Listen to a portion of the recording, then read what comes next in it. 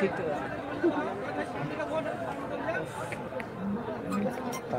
তাহলে এবারে ভাঙরে ভাঙরে এমএলএ এলো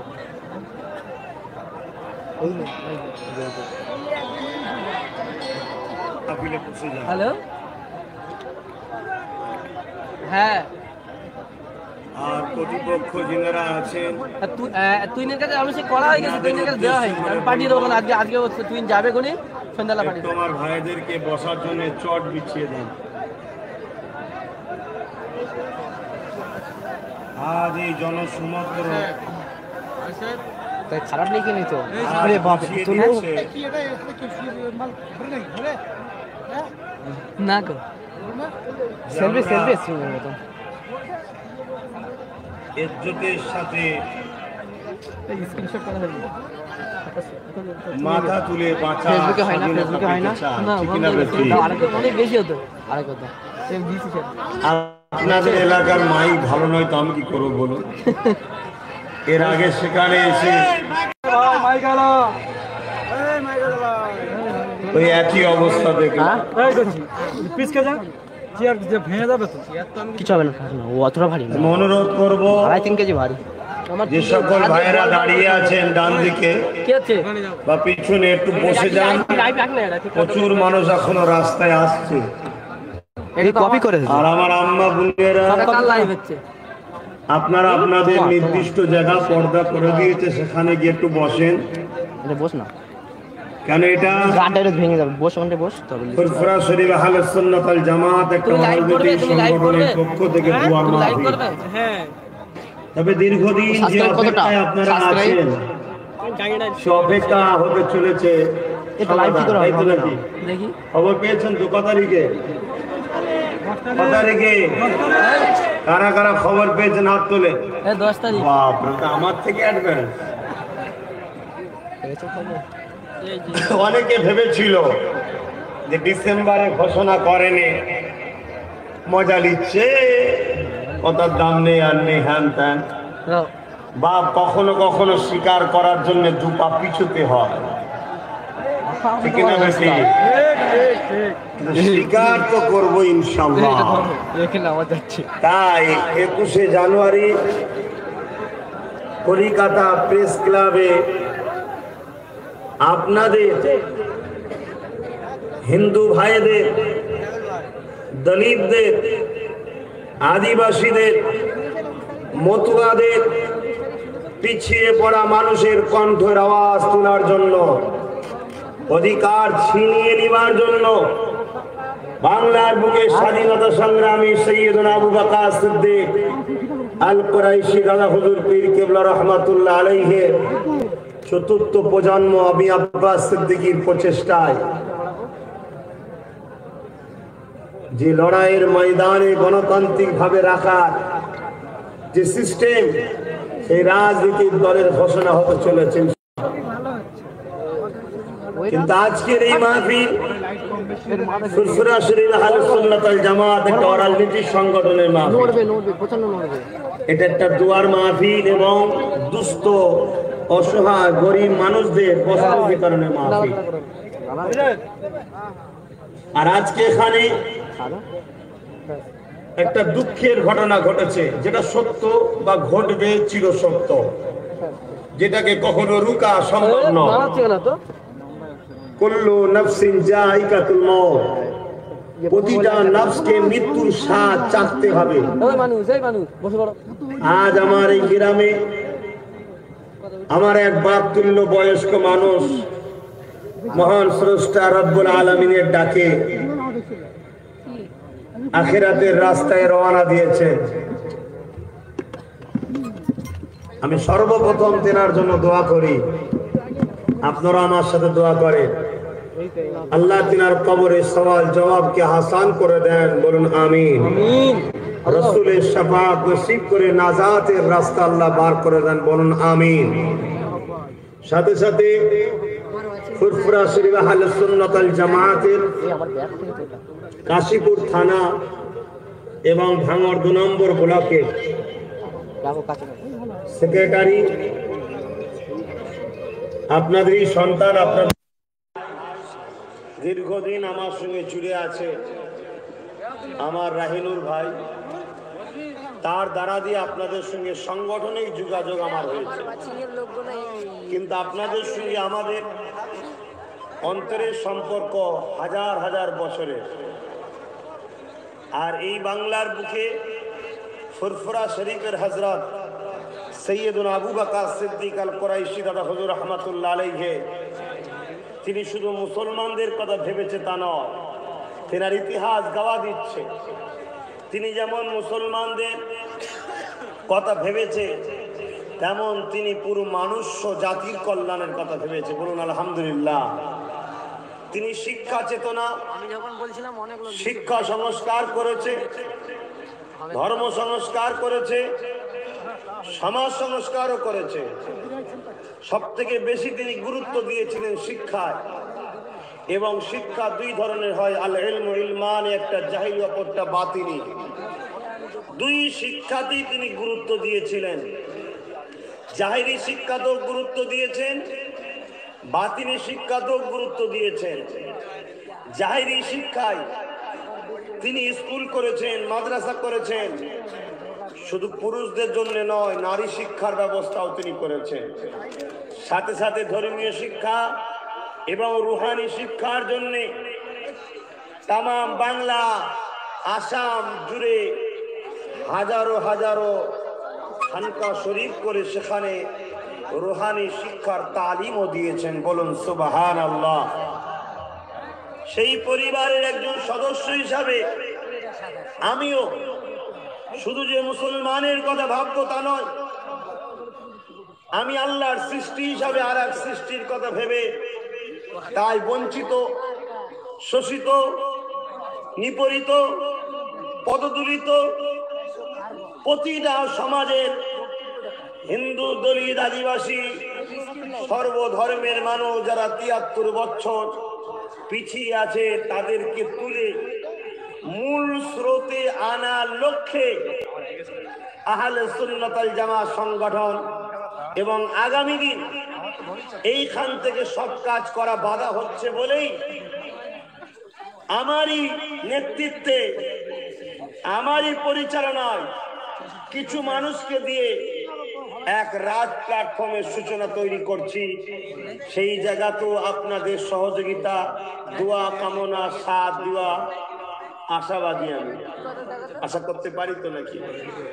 আজকে এই গ্রামে একজন মুরব্বী বাপ ইন্তেকাল করেছে, তাই আমি সর্বপ্রথম আপনাদের কাছে আজকে এই বিষয়টাই আলোচনা করব, যেটা ইতিপূর্বেও বলেছি, আজকে আবার বলবো।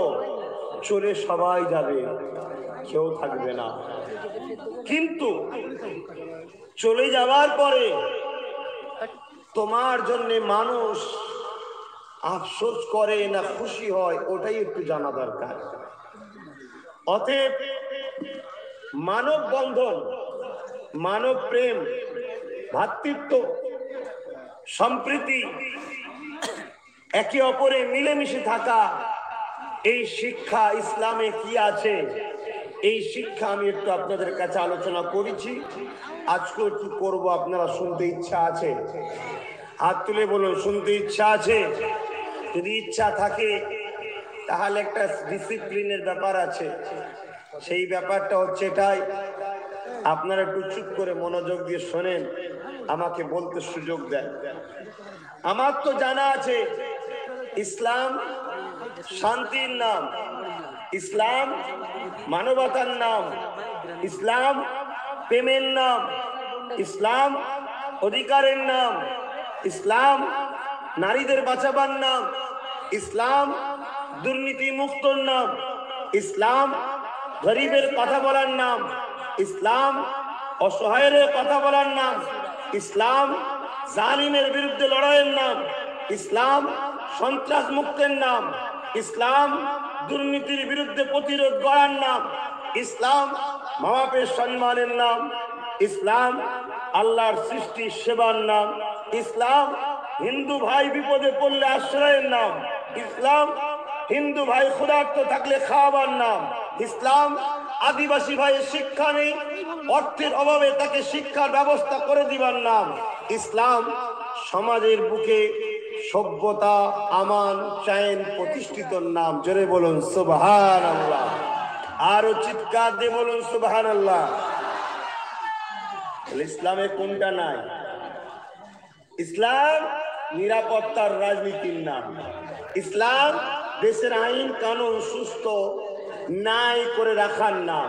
ইসলাম বাইরের দেশ থেকে নিজের দেশকে সেফটির নাম। ভুল বলছি নাকি? আপনারা তখন অনেক বড় বড় বক্তা আছেন, তবে ভাড়াটিয়া যদি হয় ভুল লাগতে পারে। দালাল বোঝেন তো, ভাড়াটিয়া ভুল লাগতে পারে। আমি একটা কথা বলবো, ইতিপূর্বে অনেকে তো অনেক আওয়াজ তুলেছে, অঙ্ক করতে হবে। বাপ 10 বছর আওয়াজ তুলে সে সমাজের জন্য কি করেছে?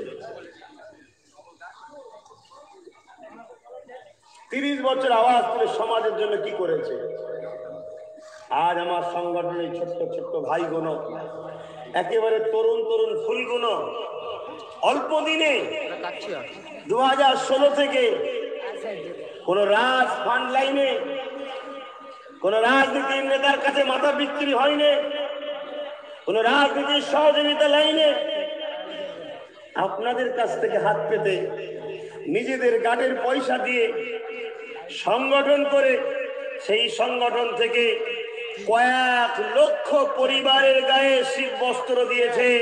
2016 থেকে কয়েক লক্ষ, হাজার নয়, পরিবারের মুখে খাবারের ওসিলা হয়েছে। জোরে বলুন সুবহানাল্লাহ। হাজার হাজার ছেলেদেরকে শিক্ষার জন্য অর্থ দিয়েছে, হাজার হাজার ছেলেদেরকে ম্যারিট স্কলারশিপ দিয়েছে। এই অল্প দিনেতে 49টা শিক্ষা প্রতিষ্ঠান চালাচ্ছে। এই অল্প দিনেতে পবিত্র ফুরফুরা জমিনেতে সৈয়দনা ইমাম আবু বকর সিদ্দিক আল কুরাইশির নামে পীর আবু বকর সিদ্দিক নলেজ সিটির জন্য 100 বিঘে জায়গা এই ছেলেগুলোই করেছে। বলুন সুবহানাল্লাহ। এরা ভুল করছে। এই অল্প দিনে 2016 থেকে শুরু এদের, আলহামদুলিল্লাহ আজ 5000-এর উপরে নির্দোষ ছেলেকে, যারা আমার সংগঠনের কজন আমি জানি না, তাদেরকে জেল থেকে মুক্তি দিয়ে তাদেরকে আজাদ করে ঘরে পৌঁছে দিয়েছে আমার এই তরুণ যুবক ভাইগুলো। বলুন আলহামদুলিল্লাহ। আর এদের সাথে আপনাদের খেদমতে, মানুষের খেদমতে, মহান প্রভুকে খুশি করার জন্য, তিনার সৃষ্টির খেদমতে এদের সাথে আমি একটু অংশগ্রহণ করেছি। থাকবো তো নাকি এদের সাথে? আপনারা থাকবেন না? এদের সাথে থাকবেন না আমার সাথে? হ্যাঁ, এখনো ঢুকছি।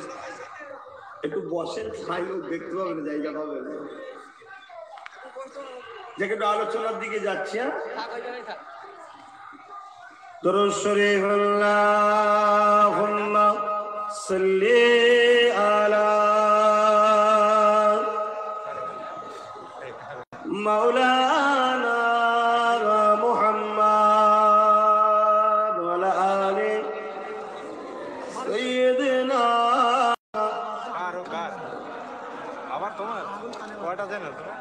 আমার বাপেরা ভাইরা ইতিহাস সাক্ষী দেয়, আল্লাহ নবীর একজন সাহাবী হযরত ওমর ফারুক রাদিয়াল্লাহু তাআলা আনহু, হুজুর আমার রাজ সিংহাসনে বসেছে, অর্ধেক পৃথিবীর রাজত্ব চালাচ্ছে। শুনছেন? অর্ধেক পৃথিবীর রাজত্ব চালাচ্ছে। আজ আব্বাস সিদ্দিকী এই সমাজের তরুণ যুবকগুলোকে, পিছিয়ে পড়া ভাই বোন বাপ মা গুলোকে, জাতি ধর্ম বর্ণ নির্বিশেষে সবাইকে রাজনীতির যখন চেতনা দিই, অনেকে বলে আব্বাস সিদ্দিকী ধর্মীয় জলসায় রাজনীতির কথা বলবে কেন? বলে না বলে না? ঠিক আছে, ধর্মীয় মাহফিলে ওমর ফারুক হুজুরের কথা বলা যাবে না? যাবে না? চিৎকার দিয়ে বলুন, বলা যাবে না? যাবে না? হযরতে ফারুক আজম অর্ধেক পৃথিবীর রাজত্ব চালাচ্ছে। ঠিক এমনই সময় গভীর রাত্রিরে ফারুক আজম ছদ্মবেশে একজন সাথীকে সাথে নিয়ে হুজুর আমার রওনা দিয়েছে। এলাকার মানুষের বাড়ি বাড়ি পরিদর্শন করছে, ঘুরে ঘুরে ঘুরে ঘুরে ঘুরে ঘুরে দেখছে। এমন সময় হুজুরের কানে, শাহিনশাহর কানে, বাদশাহর কানে একটা আওয়াজ এসছে। এই আওয়াজ একটা বাচ্চা ছেলের কান্নার আওয়াজ। সেই আওয়াজটা শুনে হযরতে ফারুক আজম ডাক দিলেন বাড়িওয়ালিকে, কে মা, বাচ্চাটা কেন কাঁদছে? ফারুক আজমের কথা শুনে বাড়িওয়ালি বলতে লাগলো, এই গভীর রাত্রিরে আমার খোঁজ নিতে কে এসেছেন? এ যুবকেরা, মন দিয়ে শোনো, তোমরাই পারবে ইনকিলাব আনতে, তোমরাই পারবে নাইকে প্রতিষ্ঠিত করতে। কারণ ইতিহাসের কথা সাক্ষী দেয়, হযরত প্রফেট মুহাম্মদ সাল্লাল্লাহু আলাইহি ওয়াসাল্লাম সর্বপ্রথম সর্বসময় যুবকদের হাতে ইসলামের নেতৃত্ব দিত। জোরে বলুন সুবহানাল্লাহ। সর্বসময় যুবকদের ঘরে ডাকতেন।